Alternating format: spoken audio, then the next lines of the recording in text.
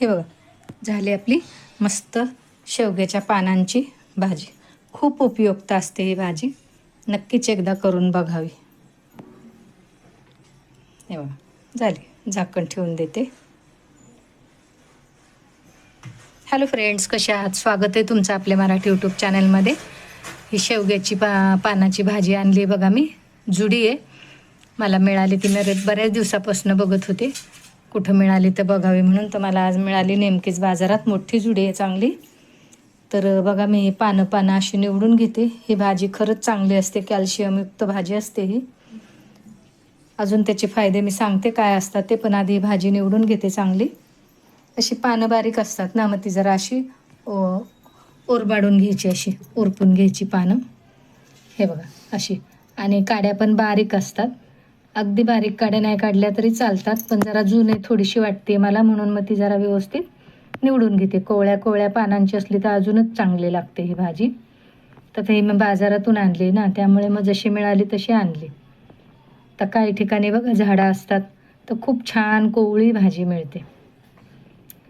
ही भाजी पूर्वी ना आमची आई काय करायची, कोणाचे पाय वगैरे दुखत असले की मग ही भाजी पानं आणायची, गरम करायची आणि त्यांनी शेकायची. पाय वगैरे, कोणाची पाठ दुखत असेल, काय पाय सुजला असेल, मुरगळला असेल, अशी भाजी ही पानं शेवग्याच्या पानाची खूप उपयुक्त असतात. शिवाय ह्याच्या फुलांची पण भाजी करतात. शेवग्याच्या शेंगेची भाजी तर आपल्याला सगळ्यांना माहितीच आहे. शेवग्याची शेंग पण खूप उपयोगी असते. शेवग्याची शेंग तर शक्यतो आपण नेहमीच खातो, पण ही पाल्याची भाजी कोणी खातं कोणी नाही खात. हे बघा, ही भाजी मी निवडली अशी मस्त. आता ही धुवून घेते. जी पानं दिसतील ती पानं घ्यायची काढून चांगली. हे बघा, सगळी घेतली निवडून मी.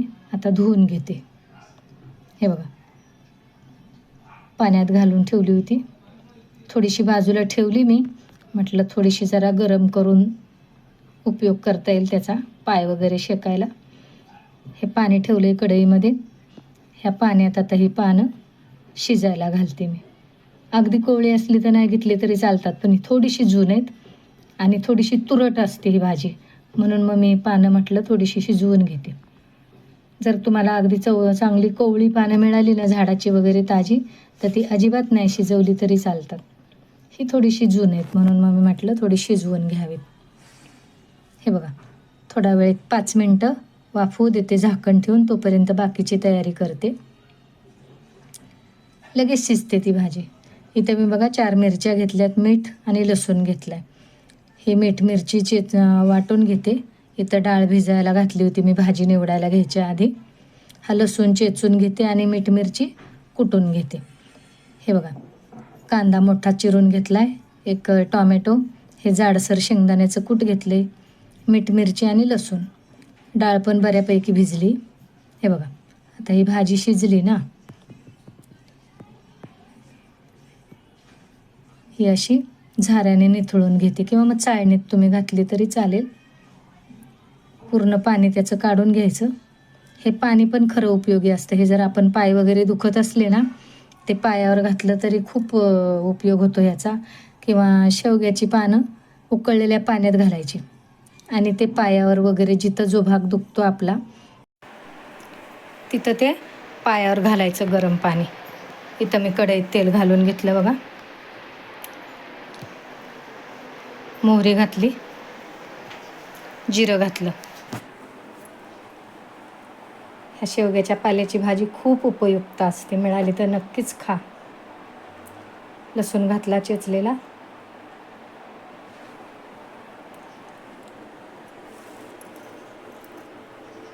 हा कांदा घातला बघा. शिवाय ह्या शेवग्याच्या फुलांची भाजी पण करतात. शेवग्याची शेंगेची तर भाजी आपण खातोच, पण फुलांची सुद्धा भाजी खातात. हे मीठ मिरची कुटलेली ती घातली, चांगलं परतून घेते.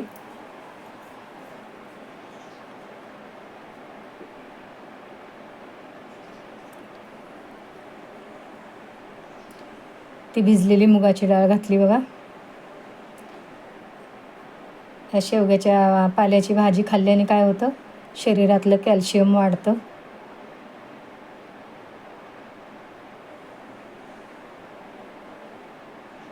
टॉमॅटो घातला.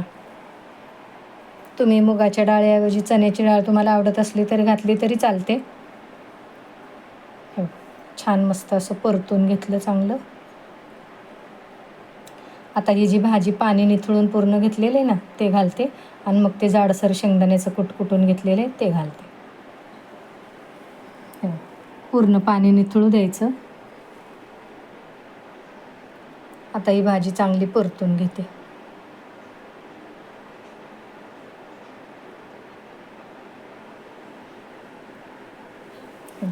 चांगली एकजीव करायची. पानं थोडीशी अशी चरबट असतात ना, ती कोवळी असली तर काहीच प्रॉब्लेम नाही. अशी मस्त परतून घेतली. सगळं कांदा तेल सगळं त्यात मिक्स झालं पाहिजे. आता हे शेंगदाण्याचं कूट त्यात घालून घेते. परत चांगलं परतून घेतलं. आपण मेथीची वगैरे भाजी करतो तसंच, पण मेथीची भाजी काय आपण वाफवून घेत नाही ना.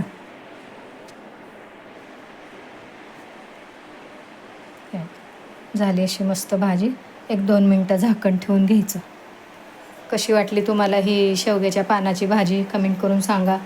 आणि आवडली तर नक्कीच लाईक करा, शेअर करा, सबस्क्राईब करा आणि एकदा करून बघा. हे बघा झाली. खूप छान लागते.